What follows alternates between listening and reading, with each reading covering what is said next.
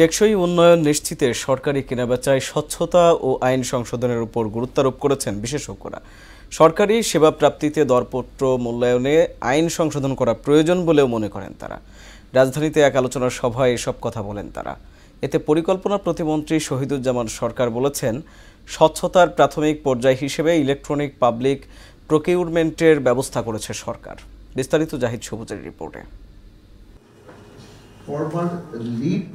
Public procurement আইন বাস্তবায়নের ক্ষেত্রে সমস্যা সমাধান ও সংশোধনের সুপারিশ বিষয়ক সেমিনার আয়োজন করে international business forum of Bangladesh.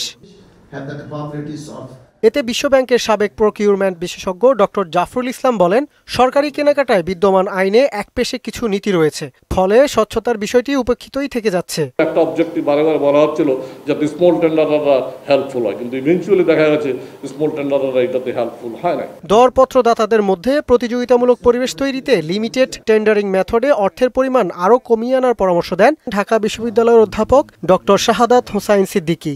এই ধরনের গেম সিস্টেমেটিক প্যাটার্ন যদি পান, তাহলে বুঝতে হবে সিস্টেমের ভিতরে এক ধরনের সিস্টেম ঢুকে গেছে ইজিপিকে নষ্ট করার জন্য।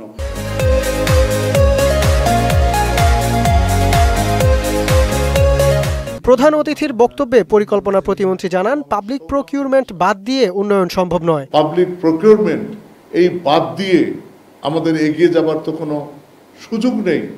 সেজন্য আপনাদের এই সুচিন্তিত পরামর্শ আমি আপনাদের কাছে কথা দিয়ে যেতে চাই যে নীতি নির্ধারক পর্যায়ে আমরা এই বিষয়গুলোকে যথাযথ মর্যাদা দিতে চাই।